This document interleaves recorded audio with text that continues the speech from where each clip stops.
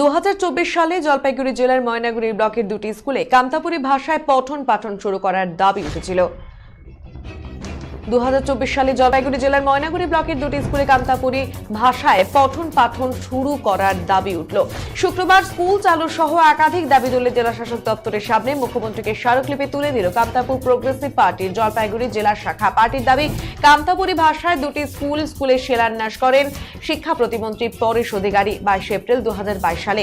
শিক্ষক নিয়োগের লিখিত এবং মৌখিক পরীক্ষা হয় জেলা শাসকের মাধ্যমে। মোট 26 জন পরীক্ষা দিয়েছিলেন। এর মধ্যে মুখ্যমন্ত্রী আরো 200টি কামতাপুরী স্কুল ঘোষণা করেন। চলতি বছর 19 জানুয়ারি হাসিমারায় ভার্চুয়ালি স্কুল উদ্বোধন করেন। এরপর থেকে পড়ে আছে স্কুলের ঘর। সরকারিভাবে স্কুলে আসে বই, কিন্তু এখনো স্কুলে পঠন পাঠন শুরু হয়নি। এদিন দ্রুত স্কুল চালু করার দাবি তুললেন পার্টির জেলা সভাপতি বিমল বর্মন। অন্যদিকে উত্তরবঙ্গকে আলাদা রাজ্য করে এবং কামতাপুরী ভাষাকে অষ্টম তফসিলিতে অন্তর্ভুক্ত করারও দাবি তোলা হয়।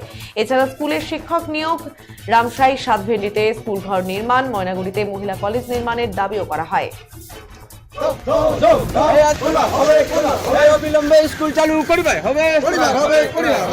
দাবিটা সরকার অনুমোদিত কামতাপুরী স্কুল দুইটা মানে রাজ্য সরকার উদ্বোধন করছে ভার্চুয়ালে, হাসিমারা ভার্চুয়ালে, কিন্তু উদ্বোধন করার পরে স্কুল নির্মাণ হয়েছে, স্কুলের বইপত্র গাচ্ছে, কিন্তু শিক্ষক নিয়োগের পরীক্ষা হয়েছে, কিন্তু আজ পর্যন্ত স্কুলের পঠন পাঠন সম্বন্ধে সরকারের কোনো হ্যাতবোধ নাই, কোনো কিচ্ছু মুক্তি বলে নেই।